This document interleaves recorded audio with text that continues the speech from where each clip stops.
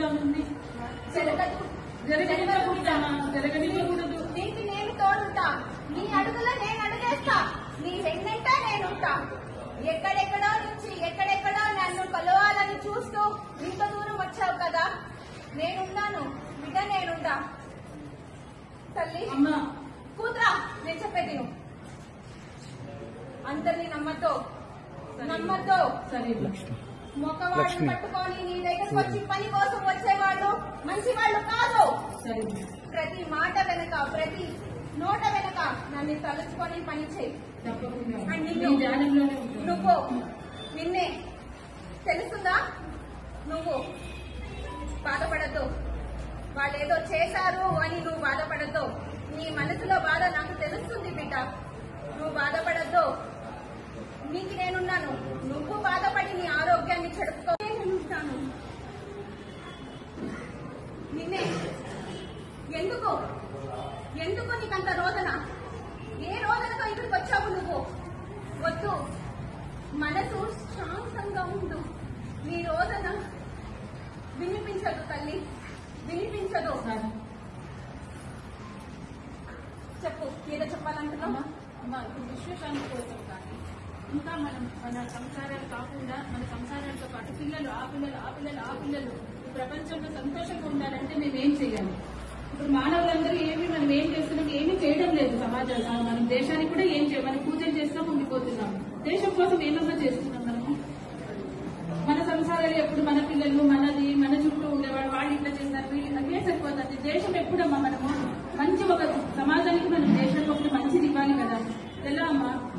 మార్గదర్శనం ఇవ్వండి, చెప్పండి అమ్మా. మన సంసారాలు కాకుండా మన సంసారాలతో పాటు పిల్లలు ఆ పిల్లలు ఈ ప్రపంచంలో సంతోషంగా ఉండాలంటే మేమేం చేయాలి?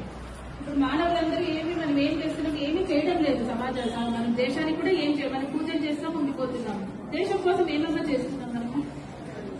మన సంసారాలు ఎప్పుడు మన పిల్లలు, మన చుట్టూ ఉండేవాడు, వాళ్ళు ఇట్లా చేస్తారు, వీళ్ళు అదే సరిపోతుంది. దేశం ఎప్పుడమ్మా మనము మంచి ఒక సమాజానికి మనం దేశానికి ఒకటి మంచిది ఇవ్వాలి కదా. ఎలా అమ్మా?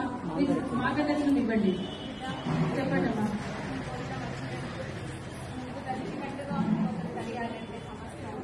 సంవత్సరం పెట్టిందమ్మా, మరి ఎలా ఈ మార్పు రావాలేమా?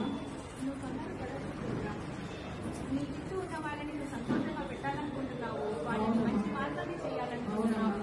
నీ వెంట 10 మంది వస్తా ఉంటారు, ఆ 10 మందిలో నలుగురే నీకు కలుస్తున్నారు, 6 మంది కోసం వస్తున్నారు.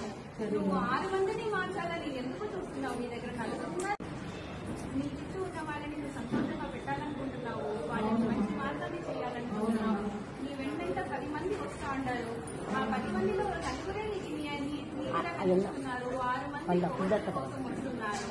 నువ్వు 6 మందిని మార్చాలని ఎందుకు చూస్తున్నావు? నీ దగ్గర నలుగురు ఉన్నారు కదా, నలుగురు 4 దిక్కులుగా నీకు ఉన్నారు కదా, 5వ దిక్కుగా నేను ఉన్నాను కదా. మంచిగా నువ్వు అనుకుంటున్నావు కదా.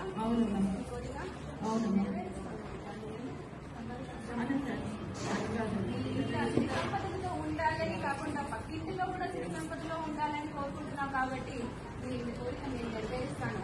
వాళ్ళ కర్మకి సరిగ్గా ఇస్తాను. శాంతి కోసమే నేను కానీ శాంతి వాసవంగ జై జై కన్యకా